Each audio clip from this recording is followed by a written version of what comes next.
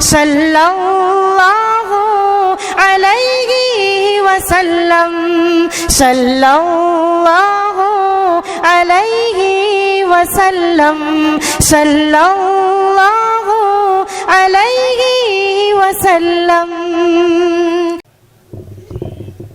मोहतरम हजरात, मैं ये बता दूं कि ये ईसा फाउंडेशन, ये इंग्लैंड में ब्लैकबर्न में दो भाई हैं, भाई मोहसिन और भाई हाफिज़ ज़ुबैर। ये भड़ूस ज़िले के मनोबर गांव के रहने वाले ये दोनों भाई हैं।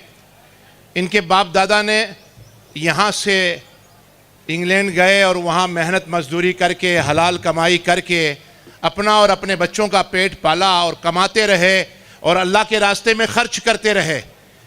अल्लाह के रास्ते में ख़र्च करने के बाद अल्लाह रब्बुल इज़्ज़त ने उनको इतना दिया कि सबसे पहले इसी स्टेट पर, इसी जगह पर ईसा फाउंडेशन ने 35 समूह लगन किए और उसके बाद 200 समूह लगन दूसरे साल किए, तीसरे साल 250 समूह लगन किए, चौथे साल उन्होंने 501 समूह लगन रिवर फंड पे किया और उसके बाद उन्होंने 1100 समूह लगन रिवर फंड पे किए।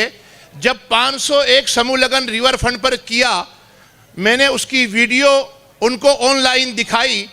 मैंने ये कहा, देखो ये गरीब बच्चे और बच्चियां आपको दुआएं दे रही है। उन्होंने कहा, मौलाना इन्हीं की दुआओं की वजह से अल्लाह रब्बुल इज़्ज़त ने इस वक्त पूरे इंग्लैंड के अंदर 540 पेट्रोल पंप मुझे दे रखे हैं। पूरे इंग्लैंड के अंदर 540 पेट्रोल पंप का उन्हें मालिक बनाया। जब दोबारा 1100 समूह लगन मैंने उनको दिखाए तो उन्होंने ये कहा कि अल्हम्दुलिल्लाह इस वक्त पूरी दुनिया के अंदर हमारे पास 5500 पेट्रोल पंप है।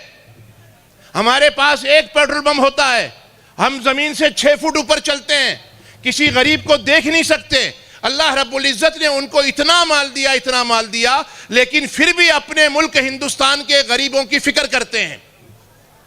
जब 1100 समूह लगन पूरे हो गए, मैंने उनको बताया, उन्होंने कहा मौलाना दुआ करो, अल्हम्दुलिल्लाह हमने अमेरिकन कंपनी अज़दा कंपनी खरीद ली है। अज़दा कंपनी पूरे इंग्लैंड में, पूरे यूरोप के अंदर जो है अमेरिकन कंपनी है, 365 दिन खुली रहती है और सुई से लेकर के मकान की तमाम ज़रूरत की चीज़ें उस पर मिलती है। कभी उस पर शटल बंद नहीं होती, लोग नहीं लगता। अल्लाह रब्बुल इज़्ज़त ने इतना माल उन्हें दिया है। और ये 1300 समूह लगन गुजरात भर में, सूरत में हुआ, बड़ौदा में हुआ, हिम्मतनगर में हुआ, गोधरा में हुआ, आज यहाँ है, कल विरमगाम में है, फिर उसके बाद पालनपुर में है, नंदासन में है, कच्छ में है। इसी तरीके से राजस्थान के अंदर है, कर्नाटक के अंदर है, बिहार में है, यूपी में है और आसाम में है, बंगाल में। हिंदुस्तान के कई सूबों के अंदर हजारों की तादाद के अंदर ये ईसा फाउंडेशन समूह लगन कर रहा है और उनका मकसद सिर्फ और सिर्फ ये है कि गरीब बच्चियां अपने घर रुखसत हो जाए इज्जत के साथ और माँ बाप कर्ज लेकर के, लोन लेकर के कर्ज के बोझ के अंदर दबे न रहे। इसलिए मेरी ये गुजारिश है कि जैसा वो लोग अल्लाह के रास्ते में खर्च करके अपने मुल्क के गरीब बहन भाइयों की फिक्र करते हैं, हमारा भी हक बनता है हम अपने मुल्क के गरीबों की सेवा करें। हमारे को अल्लाह ने माल दिया है, हम अपने मुल्क के गरीबों के लिए और अपने बहन भाइयों के खर्चे के लिए अगर हम खर्च करता रहेंगे तो इंशाअल्लाह उम्मीद है अल्लाह रब्बुल इज़्ज़त हमें भी नवाजेगा। इसलिए मैं बहुत बहुत मुबारकबाद देता हूँ। आज स्टेट पर जो तशरीफ़ लाए मेरे मेहमान, उनको भी मुबारकबाद देता हूं और उनका भी बहुत शुक्रिया अदा करता हूं।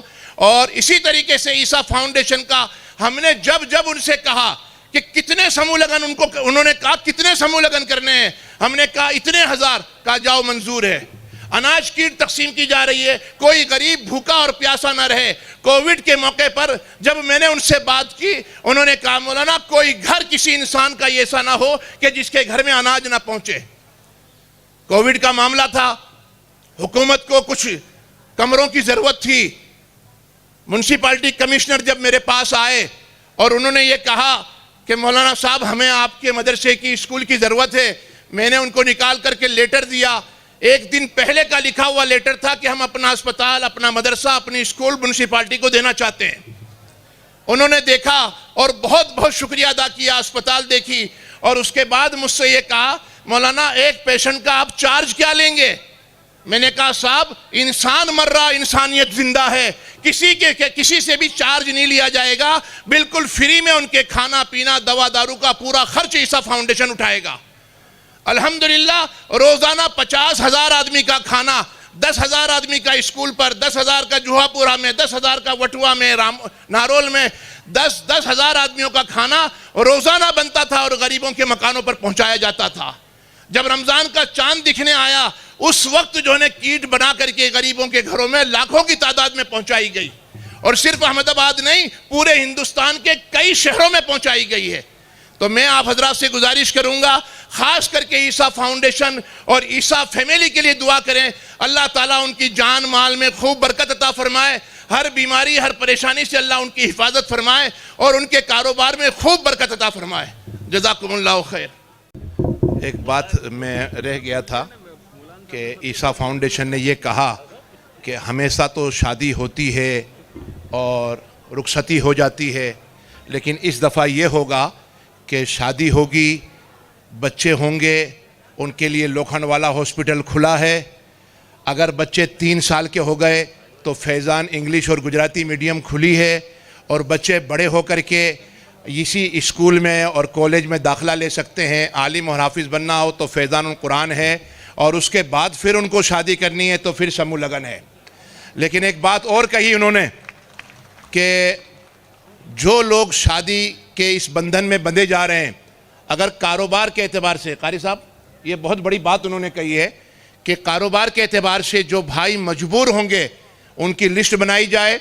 अगर उनको कोई कारोबार करना है तो ईसा फाउंडेशन उनको कारोबार कराएगा। अगर उनको कोई सवारी का इंतज़ाम करना है और अपने घर का ज़रिए माश करना है तो ईसा फाउंडेशन इंशाल्लाह उनको ज़रिए माश का भी इंतज़ाम करेगा। और जो बहन बेटियां रुखसत हो रही है और वो भी कुछ कारोबार करना चाहती हैं तो इंशाल्लाह ईसा फाउंडेशन उनके साथ कारोबार में बराबर का शरीक रहेगा। लेकिन शर्त यह है कि ज़िंदगी जो है ना इंसान बन के गुजारी जाए। ज़िंदगी जो है ना ईसा फाउंडेशन जो आपके ऊपर खर्च कर रहा है और आपके साथ कारोबार के अंदर शरीक हो रहा है, तो आपका भी हक बनता है कि जब वो अपनी हलाल कमाई में से बचा करके अपने ऐश आराम को कुर्बान करके आप पर खर्च कर रहे हैं, तो आप भी अपने पैसों को बचा करके गरीबों की और इंसानों की मदद करोगे। ईसा फाउंडेशन इंशाअल्लाह आपके साथ खड़ा है। मुकर्रमी सामीन, आप जामिया फैज़ानुल कुरान के रईस व मोहतमीम हज़रत मौलाना हबीब अहमद साहब को समाअत कर रहे थे।